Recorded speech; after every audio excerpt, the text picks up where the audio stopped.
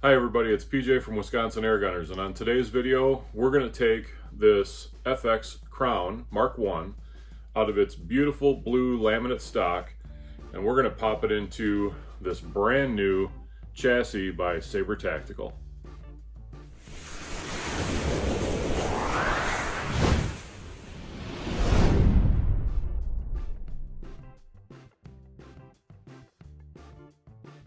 So to start, let's talk about what's in the box and what you're going to need to do the job. First off is the chassis. And it comes all assembled like this. You'll find it in the box in its collapsed state. You will also get an FX AR style grip. Now the chassis can utilize any AR grip on the market, but it comes with an FX one. You will also get a rear block, and this is going to hold that in to the chassis. Okay, a little extra support there. There's also the actual grip block, and we'll get into how this gets installed later, but this comes with 3 different screws. And I'll put another picture up so you can see these. They're different sizes and different lengths, so you shouldn't have any trouble confusing which one goes into which hole. You also get a replacement safety and then a screw for your AR grip. What you're going to need in order to do the installation is a set of metric Allen wrenches. So fairly straightforward installation. We're just going to walk through that process right now. I also have a couple of magnetic part trays, and that's just to keep things from rolling off the table and getting lost. I know many of you are no strangers to removing the crown action from the stock. For those of you who've done this before, I will put the time that you can jump forward to down below. If you've never done it before, then this part of the video is for you. So there are 4 bolts that you have to remove in order to get the crown out of the stock. And it starts with removing the power adjuster wheel. Before you remove this, and it comes out with a, make sure I'm telling you the right size. It comes out with a 2mm Allen wrench, but underneath this wheel, there are 2 tiny ball bearings and 2 tiny springs. And we want to make sure that when we take this out, we don't lose either of those. So this comes out very simply by putting your Allen screw in there, and then by untightening that screw.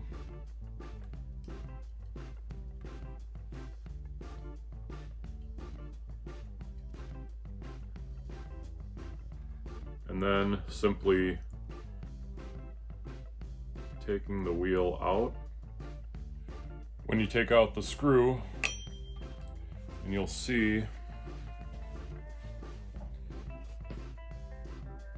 one of the ball bearings has stuck to the wheel, which is just fine. There's a little bit of grease on there, and that sometimes helps hold it in place.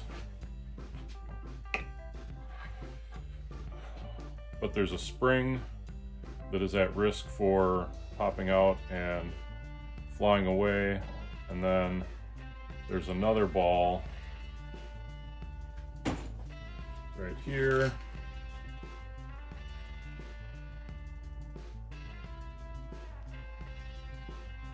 You see how tiny that is. We don't want to lose that.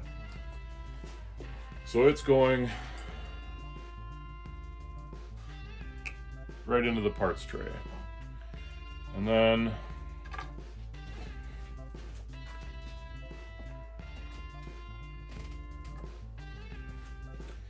because I'm paranoid about these things, I am going to take these springs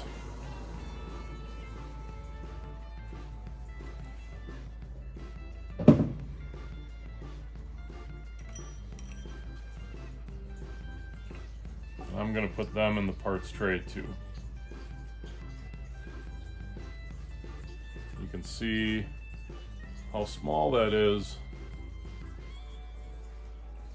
and how easy it would be to lose it. So we don't want that. The next piece we're going to remove is your selector switch, and that's a simple matter of using your 2.5mm Allen key to back out the screw. It's not in there super tight.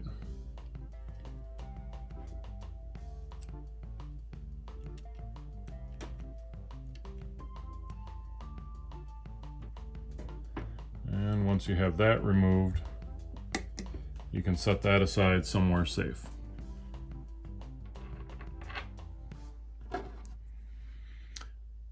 Once that's removed, we can turn our attention to the underside of the rifle. Aft of the trigger is a 3mm screw, and just in front of the fill port is a 4mm screw. So these are simply carefully removed and set aside.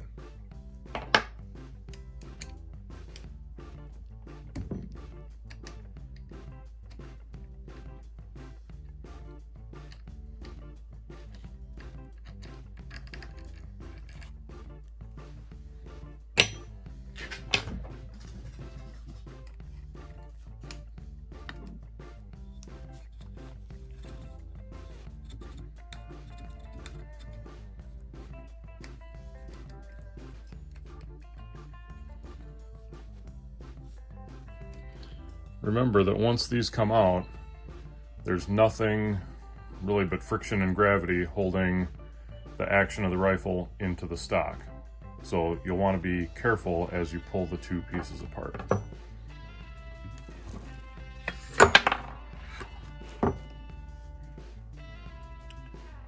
Now you can set this aside while we prepare the chassis. One thing I found helpful during my installation is to use a bipod that has a cant feature. That way I can move the chassis side to side and get at it from the proper angle. The first step in installing the action into the chassis is going to be to take this short screw, and that's going to fit under and behind the trigger guard, and right there connect the action to the chassis. This uses a 3mm Allen key, and the bolt is supplied with the kit. It's a replacement of the screw we just removed.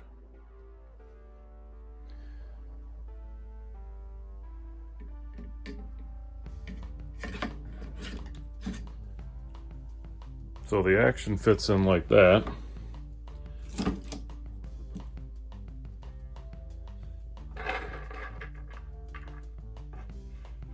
And then this bolt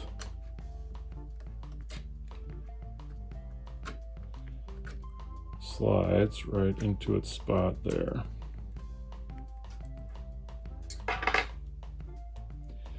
Now I have that in, and it's set and secure in the chassis, but I'm not going to tighten that all the way just yet. It is snug, but I haven't tightened it down. The next bolt I'm going to install is going to come right here in front of the fill port. I'm using a 4mm Allen screw, and again I'm putting it in there snug but not overly tight at this point.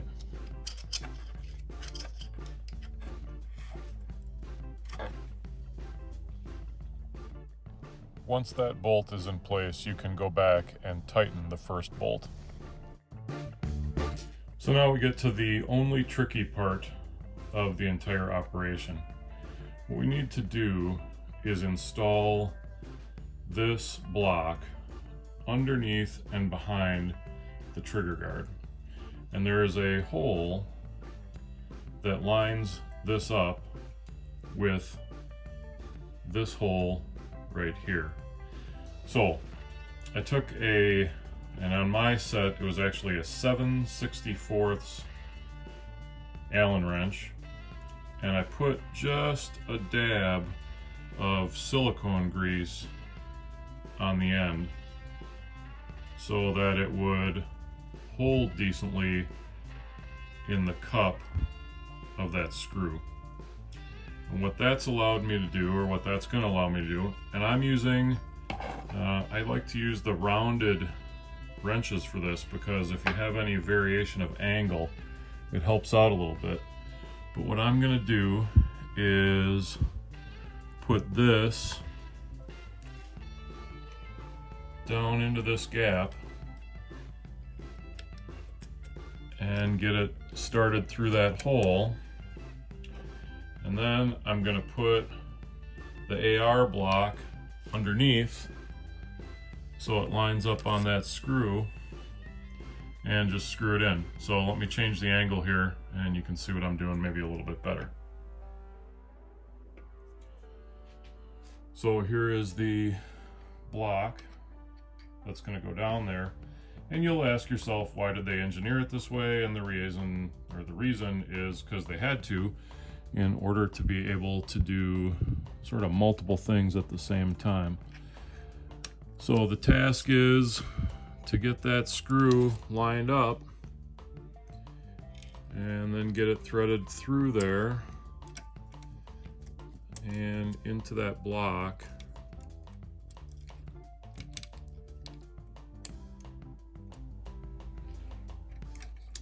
Once you have the threads set, it's simply a matter of going slow. I'm only probably able, in this case, to turn it about a quarter turn at a time. And I will say two things. One, I could make this a lot easier on myself if I wanted to remove my scope, but I'm trying to do it without doing that. So if you don't have a scope mounted, or if you're using one of the new Mark II crowns or a Crown Continuum where you have Picatinny rail up top, then it's a simple matter of popping the scope off and putting it right back in, and you don't lose any zero. Unfortunately, I have the original, this is one of the first generation crowns. This is one of the first crowns that made it here to our shores, and as a result of that, it's got a dovetail, so I'm trying not to move that. So you can do it either way. If I wanted this to be an easier task, I just pop the scope off, and then it's a simple matter of tightening it down.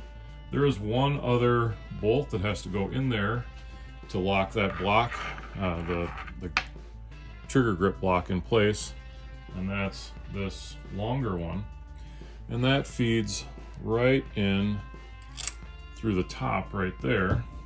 So this other screw is going to drop right into this hole inside there, and then it's a simple matter of tightening this down, and I believe this is a 3mm Allen key to get this one in. And that's going to feed right in that block, and that one I'm actually now going to snug up.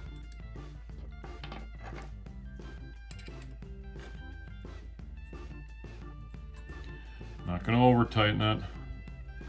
Put a little bit of flex on there, and that should be good.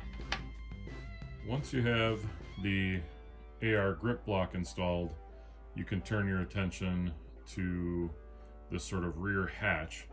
So that's going to go and fill this space here, and actually it's got a cutout so that your action can come back and will actually now be covered from the elements.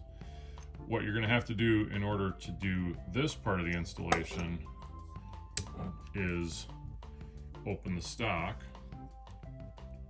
or I guess fold the stock, depending on how you want to talk about it, and then the screw off the back here is going to go in through there. remove the screw from the back of this block, slide that in, and then you can thread that in.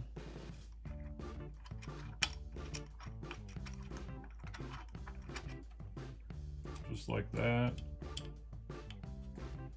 And then give that, again, you don't have to give it a ton of torque, but you do want that to be in there and snug. And then you can check to make sure that your lever functions properly, and you can reopen the folding stock and make sure that closes up. While we're on the topic of the folding stock, you may notice that there is some clear adhesive tape down here.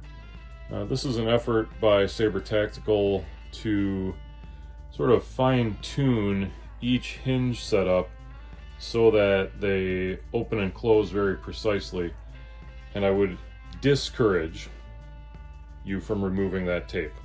Leave it where it is. It's going to improve the long-term wear of your stock, and should it become dislodged, I might put a section of packing tape in there. It'll help that stock just stay perfect, and it'll reduce wear and tear. So now I'm going to go back and make sure that this is tight on the bottom. Again, I'm not going to be ridiculous about it. I'm not going to put any flex into the Allen wrench. I just want that to be snug right there. And now I can turn my attention to installing the grip.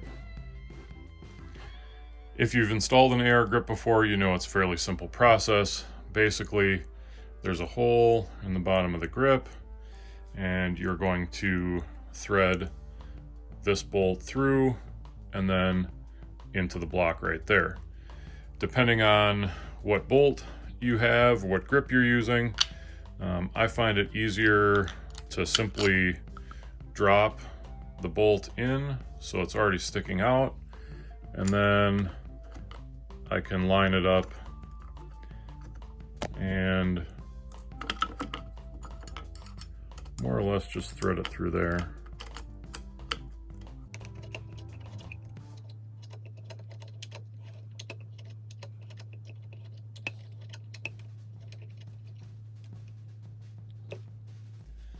And in the end, you can tighten that down pretty good.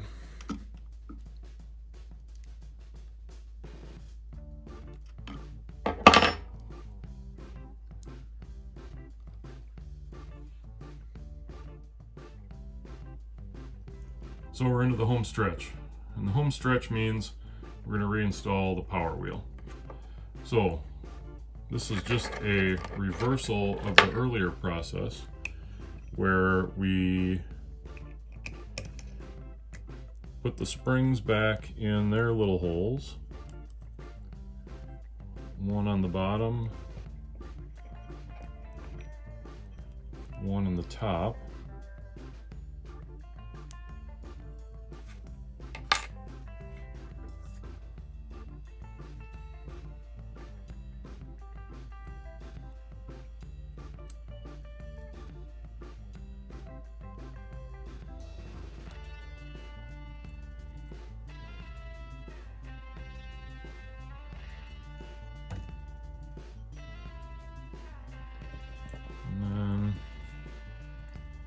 Make sure, that's why you like a magnetic parts tray. Make sure these little balls are ready to stay there. I find I can put the bottom one in, but the top one, I always put actually on and in the detent. And there's usually a little grease on there, and that holds it in place decently. And then that goes there, and I can pop that screw in, and then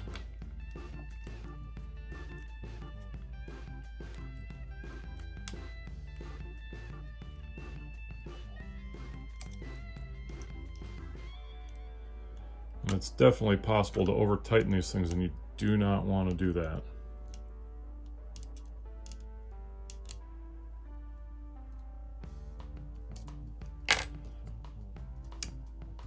You want to make sure that it rolls nicely and the detents are all in place, the ball bearings are where they're supposed to be, and the springs are where they are supposed to be. Last but not least, we're going to orient and install the selector switch. There is some choice in how you do this. You can kind of put it lever up or lever down. I prefer setting it up so it's lever down, and what that means is lever down, it's going to be in the way of the trigger and it's going to be in safe, and then by taking my trigger finger and pushing forward, it's going to get out of the way and I'm going to be able to fire. Now you have to use the new selector block, and the reason for that is the old one is just too deep, and it had to be deep because it had to go through the wood of the stock to get in and make things happen. So in order to do this, weapon's in safe and it's unloaded, I'm gonna slot that in there. I'm just gonna put the bolt on the end of my Allen wrench.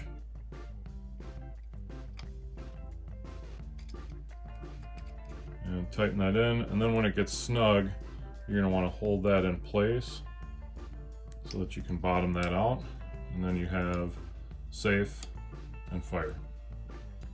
Safe and fire. Simple as that. So that's the installation. If I can answer any questions for you guys, just put them in the comments, and if I don't know the answer, I'll make sure I get to someone who does. Before we wrap the video, I just want to walk through the features. If we start up front, you have Picatinny rail where you can attach whatever bipod you've got. Most, if not all, the major bipods out there come with a Picatinny connection. So you've got that section out front. Coming back, you have an Arca Swiss rail. The Arca Swiss standard allows you to connect this to a lot of ball tripods. And since I've been using an Arca Swiss tripod on my Dreamline, I will tell you, boy, I really like shooting that way. Especially if you've got a stable position to shoot from. It makes for very, very easy shooting, and I see why the guys out west like shooting that way, especially long distances at stuff like prairie dogs. But I've used it here in Wisconsin around the farms, and if you've got a place you can just plop down for a few minutes and wait for the birds to come to you, shooting off a tripod is really sweet. You've got a section of M-lock or T-lock rail on both sides, so if you want to connect a flashlight, I'm not much of a laser sight guy, but certainly if I put the night vision on here, being able to attach a infrared illuminator on there will be sweet. You still have access to both your gauges, super easy access to the fill port. You've got the ability to take off this trigger guard. There are actually 2 screws under there, and you can take this off if that makes it easier for you for adjusting the trigger. So that's nice. You can change it to whatever AR grip you want to use. So I like these FX grips. They're kind of designed after the Hogue grips, and I like those. I have that on my 2 ARs. So I like this grip a lot. Of course, you get the folding buttstock. That sits magnetically to the rest of it, so it's not going to be flopping around, and really easy to open and close, very secure. You come back here, and if you unscrew those, there's a catch on this side, and you have the ability to adjust the cheek piece to whatever height you desire. Get a little bit of a close-up of that. You've got quite a range of adjustments, so you can dial that right to however you want to shoot. As we get to the all the way back on the butt pad, you have this adjustable top wing, 5 different spots, great for when you're shooting offhand.